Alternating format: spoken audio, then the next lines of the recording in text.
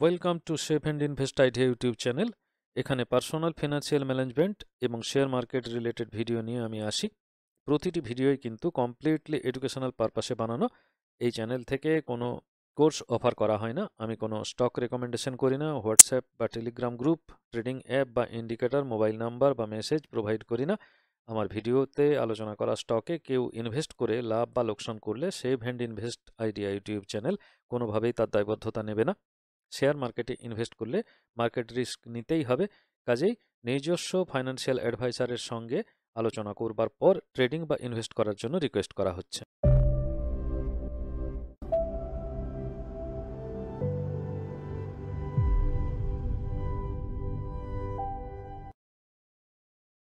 আমরা অনেক সময় ট্রেড করতে গিয়ে নানা রকমের সমস্যার সম্মুখীন হই। তার মধ্যে যেটা সব থেকে ফান্ডামেন্টাল হলো, আমরা প্রাইস অ্যাকশন বা ইন্ডিকেটর দেখে একটা জাজমেন্ট করলাম। জাজমেন্ট করবার পর একটা ডিমান্ড জোন, সাপ্লাই জোন বা রেজিস্ট্যান্স বা সাপোর্ট এরিয়া বা বলা যেতে পারে রেজিস্ট্যান্স লাইন, সাপোর্ট লাইন, এগুলোকে আমরা মার্ক করলাম। মার্ক করে একটা এন্ট্রি লেভেল ঠিক করলাম, সেটা সেল এন্ট্রি হোক বা বাই এন্ট্রি হোক, যাই হোক একটা ঠিক করলাম। করবার পরে দেখা গেল একটা মাত্র ক্যান্ডেল একটা ব্রেকআউট দিল, সে উপরের দিকেই হোক বা নিচের দিকেই হোক, প্রাইসটা আমাদের স্টপ লস ব্রেক করে দিল। যদি আমরা গ্রিন ক্যান্ডেলেতে গিয়ে বাই এন্ট্রি দিই, তাহলে প্রাইস নিচের দিকে নামতে শুরু করলো, স্টপ লস হিট করলো এবং আমরা ট্রেড থেকে বেরিয়ে গেলাম এবং লস বুক করে নিলাম। তারপরে দেখা গেল যে আমাদের স্টাডিটা ঠিকই ছিল এবং কিছুক্ষণ বাদ দিয়ে প্রাইস কিন্তু ওপরের দিকে কন্টিনিউ করে গেছে, ওপরের দিকে ঘুরে চলে গেছে। আর যদি ওপরের দিকে আমরা সেল এন্ট্রি নিই, প্রাইসটা নিচের দিকে ব্রেকআউট দিয়েছে, ব্রেকআউট দেওয়ার সাথে সাথে আমরা এন্ট্রি নিলাম। এন্ট্রি নেবার পর দেখা গেল আমাদের স্টপ লস হিট করে গেল, মানে প্রাইস আবার ঘুরে ওপরের দিকে উঠতে শুরু করলো এবং কিছুক্ষণ পরে দেখা যাচ্ছে প্রাইস আবার নিচের দিকে ডাউন ট্রেন্ড ধরে নিল, মানে আগের ট্রেন্ডটাই কন্টিনিউ করতে শুরু করলো। এই জাতীয় যে ঘটনাগুলো ঘটে, সেই ঘটনাগুলোকে পার্টিকুলারলি ঘটানো হয় এবং সেই পার্টিকুলার ঘটনাগুলোর হাত থেকে রিটেল ট্রেডারদের বেঁচে থাকতে হবে এবং স্টক মার্কেটে প্রফিট কমাতে হবে। তো সেটা কমাতে গেলে যে স্ট্র্যাটেজি, পার্টিকুলার স্টাইল, যে স্টাডিটা করতে হবে, সেটাকে একটু অন্য আঙ্গিকে মার্কেটটাকে বুঝতে হবে এবং সেই মার্কেটের আচার আচরণ সম্পর্কে জানতে হবে। আজকের ভিডিওতে সেটাই আলোচনা করব। এখানে যে স্লাইডগুলো নিয়ে আমি কাজ করছি, সেই স্লাইডগুলো খুবই ইম্পর্ট্যান্ট স্লাইড। ভিডিও স্টপ করে নিয়ে এটা কেউ নোট করেও নিতে পারেন, অথবা কোথাও কোনো যদি বুঝতে কনফিউশন থেকে থাকে তাহলে কমেন্ট বক্সে জানাবেন। এই পার্টিকুলার যে টার্মসগুলো ব্যবহার করা হয়েছে, এই টার্মসগুলোকে নিয়ে আলাদা আলাদা ভিডিও দেওয়া আছে এবং সেই ভিডিওগুলো আমার চ্যানেলেতে গিয়ে দেখে নিতে পারেন। কথা না বাড়িয়ে আমি একদম মেন টপিকস বা আলোচনাটা শুরু করি। মার্কেটে তিনটে মাত্র ট্রেন্ড দেখতে পাওয়া যায়। একটা হলো ডাউন ট্রেন্ড, একটা কনসলিডেশন, একটা আপ ট্রেন্ড। তো যখন ডাউন ট্রেন্ডে যায় প্রাইস নিচের দিকে নামতে শুরু করে, আর যখন কনসলিডেশনে থাকে তখন একটা নির্দিষ্ট এরিয়া জুড়ে ঘুরতে থাকে, আপস অ্যান্ড ডাউনস হতে থাকে। যখন আপ ট্রেন্ড হয় তখন প্রাইস ওপরের দিকে যায়। এই মিনিমাম ব্যাপারটা সকলের জানা, এটা নিয়ে বলার কোনো কিছু বক্তব্য নেই। কিন্তু মেন যেটা ব্যাপার হলো যে ডাউন ট্রেন্ডটা যখন চলে তখন আমরা কি করি, আমরা সেল করতে থাকি। অ্যাকচুয়ালি এখানে সেল করতে গেলে আমরা যে সেল করতে থাকি, আমরা কিসের জন্য সেল করতে থাকি, যে প্রাইস নেমে চলে যাচ্ছে, সুতরাং আমাদেরকে এখান থেকে বেরিয়ে আসতে হবে। স্মার্ট মানি হোল্ডার যারা মার্কেট মুভার, তারা ফার্স্ট টাইমে সেল জেনারেট করে, ম্যানিপুলেট করে এবং ম্যানিপুলেট করে এখানে কি করে, তারপর নিজেদের শেয়ারগুলোকে আস্তে আস্তে ডাউন প্রাইসে ছাড়তে থাকে। তারপর প্যানিক তৈরি হয়, প্যানিক তৈরি হবার সঙ্গে সঙ্গে রিটেলাররা ছাড়তে শুরু করে, তারপরে আবার ম্যানিপুলেট করে প্রাইসটাকে কিছুটা কারেকশন করে নিয়ে যায়, আবার কিন্তু তারা নিচের দিকে প্রাইসকে নামিয়ে নিয়ে আসে, আবার উপরের দিকে কিছুটা তোলে। এইভাবে কিন্তু প্রাইসটাকে ধাপে ধাপে ধাপে নিচের দিকে নিয়ে আসে। তার মানে এখানে তারা কি করলো, যে হায়ার প্রাইসে যে স্টকগুলোকে কিনেছিল সেই শেয়ারগুলোকে তারা আস্তে আস্তে ছেড়ে দিল এবং লোয়ার প্রাইসে সেগুলোকে তারা কিনতে শুরু করলো, মানে ধীরে ধীরে অ্যাকুমুলেট করছে লোয়ার প্রাইসেতে। তাদের টার্গেটটাই হচ্ছে যে লোয়ার প্রাইসে অ্যাকুমুলেশন করা। বেসিক্যালি এখানে কি করছে, এখানে ডিস্ট্রিবিউট করতে করতে আসছে এবং অ্যাকুমুলেশনটা করবে সবচেয়ে নিচের দিকের প্রাইসে গিয়ে, সেখানে তারা অ্যাকুমুলেশন করবে। তো এখানে আলটিমেটলি একটা ট্রেন্ড স্টার্ট করতে গেলে কি করতে হয়, ম্যানিপুলেট করতে হয়। এখানে ম্যানিপুলেশন চলে, ডিস্ট্রিবিউশন চলে। এই ডিস্ট্রিবিউশনের ফলে ডিস্ট্রিবিউশন চলছে, আমরা তো সেল করে দিচ্ছি কিন্তু বায়ার্স তো কোথাও না কোথাও আছে। এখানে ম্যানিপুলেশন চলতে থাকে এবং ম্যানিপুলেশন আর ডিস্ট্রিবিউশন চলতে থাকে, মানে হাতফেরি হতে থাকে শেয়ারগুলো। আর যখন কনসলিডেশনে আসে তখন সেই কনসলিডেশন এরিয়ার মধ্যে ম্যানিপুলেশন তো অবশ্যই থাকে, কখনো প্রাইস নিচে নামে, কখনো উপরে নামে, আবার নিচে নামে, আবার উপরে নামে, আবার নিচে নামে, আবার উপরে নামে। তো এইভাবে একটা প্যারালাল জোনের ভেতর দিয়ে যায় বা একটা ডব্লিউ মতো স্ট্রাকচার তৈরি করে, বা এইরকম অনেক কটা ডব্লিউ স্ট্রাকচার তৈরি করতে পারে এরকম, বা উপরের দিকে দেখলে এম জাতীয় স্ট্রাকচার তৈরি করতে পারে। তো এখানে কি হয়, ম্যানিপুলেট করে প্রাইসটাকে ট্রেন্ডের উল্টো দিকে নিয়ে যাওয়া হয়। তারপরে আবার প্রাইস অটোমেটিক নিচের দিকে যখন নেমে আসে তখন সেখানে মানে পাবলিক সেন্টিমেন্টই নিচের দিকে প্রাইসকে নিয়ে আসে, তখন সেখানে তারা আবার অ্যাকুমুলেট করে, আবার প্রাইস ওপরের দিকে নিয়ে যায় ম্যানিপুলেট করে, আবার নিচের দিকে চলে আসে, আবার উপরের দিকে নিয়ে যায়। এইভাবে কিন্তু অ্যাকুমুলেশন চলতে থাকে। মানে কতক্ষণ এই আপ ডাউনটা চলবে, কনসলিডেশনটা চলবে, এটা ডিপেন্ড করে কিন্তু যতক্ষণ না পর্যন্ত যারা বিগ ট্রেডার্স, মার্কেট মুভার্স যারা, তারা যতক্ষণ না পর্যন্ত স্যাটিসফাইড হচ্ছে যে তাদের যতগুলো শেয়ার দরকার ততগুলো অর্ডার তাদের যতক্ষণ না কমপ্লিট হচ্ছে ততক্ষণ পর্যন্ত তারা এই কাজটা করতে থাকে। কিন্তু তারপরেও দেখা যায় এত কাণ্ড করবার পরেও তাদের যে খিদে সেটা কিন্তু মেটে না। তখন এক জাতীয় স্ট্রাকচার তৈরি হয় এবং যার ফলেতে প্রাইস আর নিচের দিকে না নেমে, বা অন্য কোনো মার্কেট মুভার্স এসে গেছে তারা বড়সড় অর্ডার দিচ্ছে। তো বড়সড় অর্ডার দিয়ে দিলে এখানে কি হয়, এখানে প্রাইসটা কিন্তু উপরের দিকে ঘুরতে শুরু করে। এখানে কনসলিডেশনটা খুব ভালো করে ভালো লেভেলে দেখানো নেই, এখানে যেটুকু বোঝানো হয়েছে এক দুটো স্ট্রাকচারের মধ্যে বোঝানো হয়েছে। এইখানে যেটা দেখানো হয়েছে এটা হচ্ছে ট্রেন্ডটাকে উল্টো দিকে ঘুরিয়ে দেওয়া হচ্ছে। এই জায়গাতে কি কি ঘটনা ঘটে এবং আমরা কখন এন্ট্রি নেব, বেসিক্যালি চেঞ্জ ইন ট্রেন্ড বলতে ডাউন ট্রেন্ড থেকে কনসলিডেশন হয়ে যেটুকু সময়ই হোক কনসলিডেশন হয়ে এবং তারপর আপ ট্রেন্ড শুরু হচ্ছে। তো এখন আমি কোন জায়গায় এন্ট্রি নেব, আপ ট্রেন্ড তো শুরু হয়ে গেছে এই জায়গায়, এখান থেকে গ্রিন ব্লকস তৈরি হয়ে গেছে, কোন জায়গায় এন্ট্রিটা নিলে আমরা আমরা প্রফিট করতে পারবো সেটার সম্পর্কেই কথা বলা। তো এখানে দেখতে গেলে দেখা যাচ্ছে যে প্রাইস যখন নিচের দিকে নামছে তখন সেটাকে বলা হচ্ছে ইম্পালস। এই ইম্পালস যখন তৈরি করা হয়, এটা ম্যানিপুলেটেড ইম্পালস তৈরি করা হয়, তারপর রিটেলাররা সেখানে অংশগ্রহণ করে, মানে মার্কেট সেন্টিমেন্টকে কাজে লাগায়, তারপর প্রাইস নিচের দিকে নেমে আসে। একটা সময় পর তখন কিন্তু প্রাইসকে আবার উপরের দিকে ঘুরিয়ে নিয়ে যাওয়া হয়। ঘুরিয়ে নিয়ে যাবার পর একটা নির্দিষ্ট জায়গার পর মার্কেট রিজেক্ট করে, এখানে একটা রিজেকশন ব্লক তৈরি হয়, মার্কেট রিজেক্ট করে। এই রিজেক্ট করার পরেতে কি হয়, প্রত্যেকটা এই যে এরকমের জায়গায় যেখানে ট্রেন্ডটা চেঞ্জ হচ্ছে বা ট্রেন্ড কন্টিনিউ করছে সব জায়গাতে কিন্তু একটা করে রিজেকশন ব্লক তৈরি হয়ে যায়। এই রিজেকশন ব্লক একটা সাপ্লাই জোন তৈরি করছে, সাপ্লাই জোন তৈরি করবার পর প্রাইস আবার নিচের দিকে নেমে আসছে, আবার প্যানিক সেলিং তৈরি করছে। এবার কিন্তু প্রাইস আবার উপরের দিকে ঘুরে গেল। এখন এখানে প্রাইস ঘুরে গিয়ে এই যে ডাউন প্রাইসটা ছিল এই জায়গাতে প্রাইস আটকে যাবার কথা ছিল, দিয়ে নিচের দিকে নেমে যাবার কথা ছিল। আপ ট্রেন্ডটা যেটা কারেকশান হয়েছিল, মানে এটা ইম্পালস এটা কারেকশান, এটা ইম্পালস এটা কারেকশান, এখন কারেকশানটা এই লেভেল পর্যন্ত হওয়ার কথা ছিল কিন্তু দেখা গেল উপরের দিকে চলে গেছে। তার মানে এখানে একটা কাণ্ড ঘটেছে। এখানে কাণ্ড ঘটেছে বলতে কি, যে প্রাইসটা যখন উপরের দিকে যাচ্ছিল তখন এই জায়গায় কিছু স্টপ লস অর্ডার পড়ে রয়ে গেছিলো, পেন্ডিং স্টপ লস অর্ডার পড়ে রয়ে গেছিলো, বা এখানে যখন ডাউন ট্রেন্ডে চলছিল তখন কিন্তু উপরের দিকে এই জোনটাতে কিছু পেন্ডিং অর্ডার কিন্তু ছিল, যেগুলো স্টপ লস অর্ডার। এই পেন্ডিং স্টপ লস অর্ডারগুলোর ভলিউমটা বেশি হওয়ার কারণে এখানে যারা মার্কেট মুভার্স তারা কখনো কোনো ট্রেডারকে, কোনো রিটেল ট্রেডারকে প্রফিট করতে দেবে না। তারা এই যে অর্ডারগুলো ছিল সেই অর্ডারগুলোকে সব খেয়ে নেবে, খেয়ে নেবার পর তারপর আবার প্রাইসকে নিচের দিকে ঘুরিয়ে দেবে। ফার্স্ট ইম্পালসের যে লো এবং সেকেন্ড এটা কারেকশন, ফার্স্ট ইম্পালসের লো আর সেকেন্ড কারেকশনের যে হাই, এই দুটোর মধ্যে গ্যাপ কতটা আছে দেখা যাচ্ছে প্রাইসের গ্যাপ নেই, উপরন্তু প্রাইস উপরের দিকে কিছুটা ঢুকে গেছে। তাহলে এই জায়গাটাকে বলা হচ্ছে লিকুইডিটি জোন। এই জায়গাটায় লিকুইডিটি জোন ছিল এবং এটাকে বলা হচ্ছে লিকুইডিটি সুইপ। এই জায়গাটাতে যেটা করা হলো সেটা হচ্ছে লিকুইডিটিটাকে সুইপ করে নেওয়া হলো, ভেতরে ঢুকিয়ে নেওয়া হলো এবং এখানে একটা সাপ্লাই জোন তৈরি করলো, প্রাইস নিচের দিকে নেমে চলে গেল। তাহলে এইখানে যদি ফার্স্ট ইম্পালসের লোয়ার প্রাইস এবং সেকেন্ড কারেকশনের হায়ার প্রাইসের মধ্যে যদি কোনো গ্যাপ না থাকে বা গ্যাপ যদি নেগেটিভ থাকে তাহলে সেই গ্যাপটাকে বলা হচ্ছে ফেয়ার ভ্যালু গ্যাপ। এখন ফেয়ার ভ্যালু গ্যাপের বৈশিষ্ট্য হচ্ছে এই গ্যাপটা কিন্তু প্রাইসকে কখনোই এই জায়গায় ফার্দার ঘুরিয়ে আনতে সচেষ্ট হবে না। ঠিক আছে, কখন ঘুরিয়ে আনতে চেষ্টা করবে না, যখন দেখা যাচ্ছে প্রাইস নিচের দিকে নেমে যাচ্ছে, যেমন এই জায়গাতে এই ইম্পালসের লোয়ার প্রাইস এবং এই কারেকশানের আপার প্রাইস, এদের মধ্যে একটা কিন্তু প্রাইস গ্যাপ তৈরি হয়েছে, এবং এই প্রাইস গ্যাপ তৈরি হবার কারণে এখানে কিন্তু আর ফেয়ার ভ্যালু গ্যাপ নেই, এখানে একটা প্রাইস গ্যাপ তৈরি হয়েছে, যে প্রাইস গ্যাপটা তৈরি করছে imbalance and inefficiency in demand and supply. এখানে যেন ছেড়ে দেবার একটা তাড়াহুড়ো লক্ষ্য করা যাচ্ছে, যার ফলে প্রাইসটাকে জোর করে তাড়াহুড়ো করে নিচের দিকে নামিয়ে আনা হয়েছে। এই তাড়াহুড়ো করে নিচের দিকে নামিয়ে আনলে এখানে প্রাইস গ্যাপ কিছু কিছু ছোট ছোট স্ট্রাকচারে গিয়ে দেখলে অনেক কটা প্রাইস গ্যাপ দেখতে পাওয়া যাবে, যার ফলে প্রাইস কিন্তু ঘুরে যেতে পারে, আগাম তার সিগন্যাল কিন্তু পাওয়া যায়।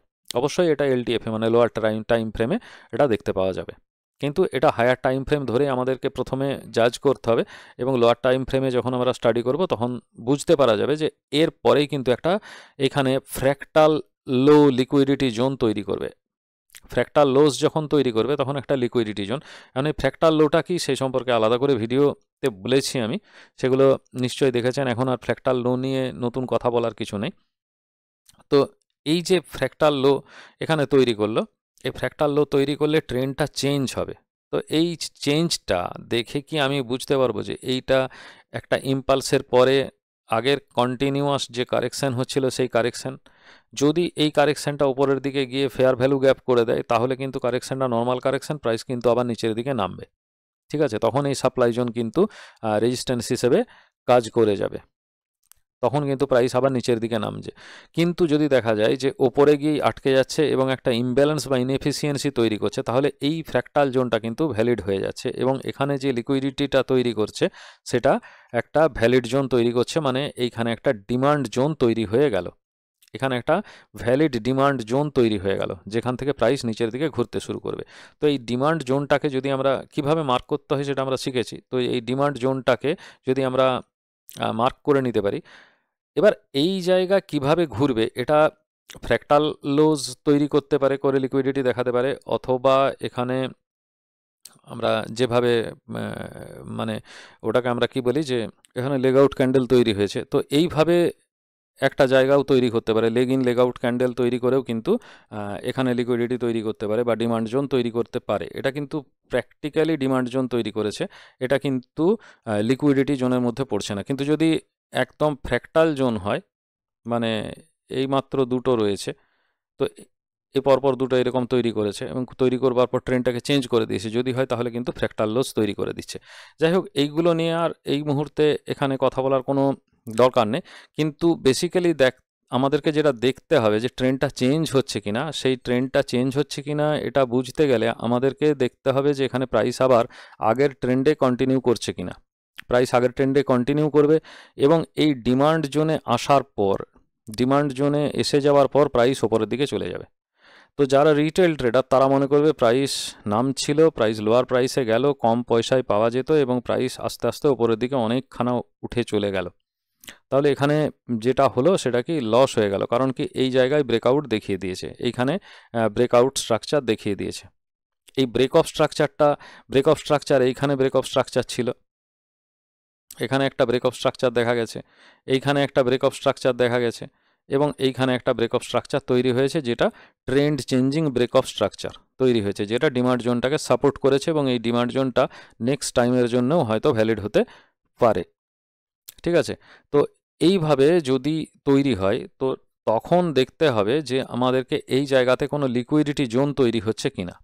তো লিকুইডিটি জোন তৈরি হচ্ছে কিনা যদি আমরা এটা মার্ক করতে পারি এই ইম্পালসে, তাহলে কিন্তু মানে লিকুইডিটি জোন তৈরি হচ্ছে কিনা সেটার জন্যে কিভাবে বুঝবো যে এই যে এটাকে আমরা এখন ট্রেন্ড তো চেঞ্জ হয়ে গেছে, তাহলে এটা ইম্পালস আর এইটা কারেকশান, তাহলে কারেকশানের যে হাই প্রাইস এবং নেক্সট কারেকশানের যে high price low price, next কারেকশানের যে লোয়ার প্রাইস, তার মধ্যে কতটা গ্যাপ রয়েছে। তো যদি দেখা যায় সেই গ্যাপটা আস্তে আস্তে এই ব্রেক অফ স্ট্রাকচারকে ভেঙে নিচের দিকে নামছে, তখনই বুঝতে পারা যাচ্ছে যে এই জায়গাতে যে লিকুইডিটিটা দেখা যাচ্ছিল সেই লিকুইডিটিটা ভ্যালিড। তখন কিন্তু আমাদেরকে একটা ট্রেড এন্ট্রি নেবার চিন্তাভাবনা করতে হবে যে আমরা এইটাকে, এই লিকুইডিটি জোনটাকে এন্ট্রি জোন হিসাবে কনসিডার করতে পারবো কিনা, কারণ এইটা হচ্ছে একটা ডিমান্ড জোনটা আপ হয়ে গেছে এবং এই লিকুইডিটাই এখানে ভ্যালিড হচ্ছে। তো অনেক ক্ষেত্রে দেখা যায় যে এই লিকুইডিটি আর ডিমান্ড জোনের মধ্যে যদি আবার গ্যাপ না থাকে বা খুব অল্প প্রাইসের গ্যাপ থাকে, তাহলে কিন্তু এই লিকুইডিটি জোনটার পরে কিন্তু এই ডিমান্ড জোনে আবার প্রাইস ব্যাক করে আসে এবং তারপর কিন্তু এন্ট্রি নেয়। তো এই গ্যাপটাকেও কিন্তু আমাদের কনসিডারেশনের মধ্যে রাখতে হবে। যদি দেখা যায় একটা রিজনেবল গ্যাপ আছে প্রাইসের, তাহলে কিন্তু আমরা এই লিকুইডিটি জোন যেটা দেখতে পাওয়া যাচ্ছে সেই লিকুইডিটি জোনের আপার প্রাইসেতে গিয়ে আমরা এন্ট্রি নেব এবং এন্ট্রি নেবার পরে আমাদের ফার্স্ট টার্গেট হবে এখানে ফার্স্ট যে সাপ্লাই জোন, সেই ফার্স্ট সাপ্লাই জোনটা হবে আমাদের টার্গেট।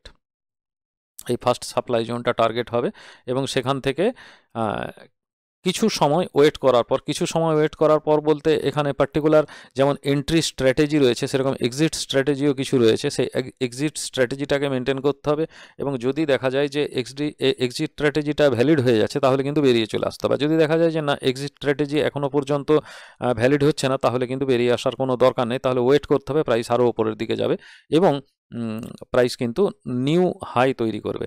মানে ফার্স্ট সাপ্লাই জোন ছাড়িয়ে সেকেন্ড সাপ্লাই জোন ছাড়িয়ে প্রাইস কিন্তু আবার ওপরের দিকে উঠতে শুরু করবে এবং হয়তো নিউ হাই তৈরি করতে পারে। যতক্ষণ পর্যন্ত না আমাদের ক্রাইটেরিয়া ফিল আপ হচ্ছে ততক্ষণ পর্যন্ত যেমন ট্রেডে এন্ট্রি নেওয়া উচিত নয়, আবার যতক্ষণ না ক্রাইটেরিয়াটা মেনটেন হচ্ছে ততক্ষণ পর্যন্ত কিন্তু এটা নেমে আসা, মানে নিচের দিকে প্রাইস কারেকশন হলেও কিন্তু বেরিয়ে চলে আসা হঠাৎ করে সম্ভব নয়, তাহলে কিন্তু বিগ প্রফিটটা কখনোই করা যাবে না।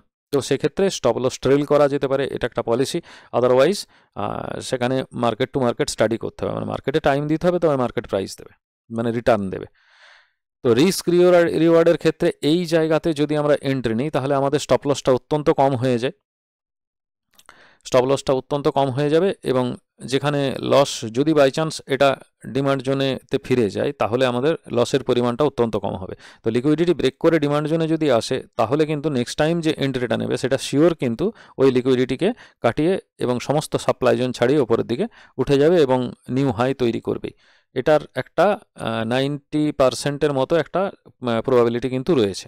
তো এইখানে এই এরিয়াটাকে, যেটাকে আমি ব্লক করে ঘিরে দিয়েছি, ঘিরে দেওয়ার পর এই জায়গাটা এটা একটা রিজেকশন ব্লক তৈরি করছে। কোন জায়গায়? এই ওপরের প্রাইসে রিজেকশন ব্লক তৈরি করছে, নিচের প্রাইসে রিজেকশন ব্লক তৈরি করছে।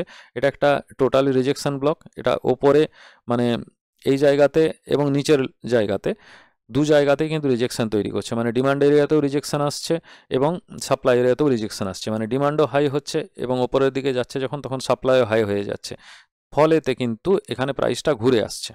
তো এই প্রাইসে এখানে যেটা ছিল নিচের দিকে নামিয়ে এনেছিল সেটাকে ইমব্যালেন্স দেখা যাচ্ছে। এখানে দেখতে হবে যখনই এইচটিএফ থেকে মানে হায়ার টাইম ফ্রেম থেকে লোয়ার টাইম ফ্রেমে চলে যাওয়া যাবে তখনই দেখা যাবে এখানে কিছু ইম্পালস এবং কারেকশন কিন্তু ছোট ছোট আছে এবং সেই জায়গাতে সেখান থেকে স্টাডি করে আমাদের দেখতে হবে কোনো প্রাইস গ্যাপ বা কোনো ইমব্যালেন্স আছে কিনা।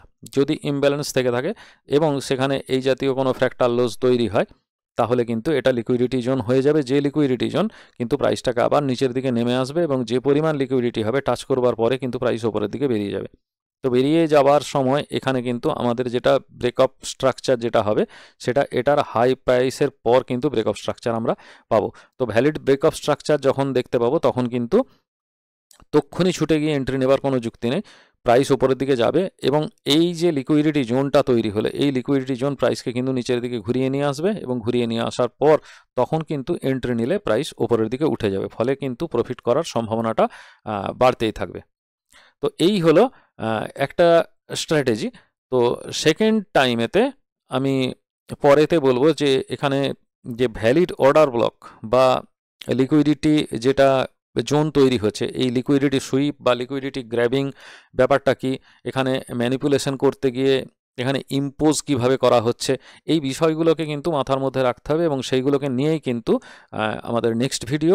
সঙ্গে থাকবেন। এতক্ষণ ধরে যা আলোচনা করলাম নিশ্চয়ই বোঝা গেছে। যা বুঝেছেন দয়া করে কমেন্ট বক্সে লিখে জানাবেন। ভিডিও ভালো লাগলে লাইক শেয়ার অবশ্যই করবেন, বেশি বেশি করে লাইক আর শেয়ার অবশ্যই চাই। আর আমার চ্যানেল সাবস্ক্রাইব করতে ভুলবেন না। যারা আমার ফ্রি ট্রেডিং গ্রুপে জয়েন করতে চান কমেন্ট বক্সে অবশ্যই লিখে জানাবেন আই ওয়ান্ট। আগামী দিনে এইরকম একটি ভিডিও নিয়ে আসবো, ততক্ষণ ধরে ব্যাক টেস্টিং করতে থাকুন, স্টক বাছুন, আমাকে স্টক জানান। ভালো থাকবেন, ধন্যবাদ।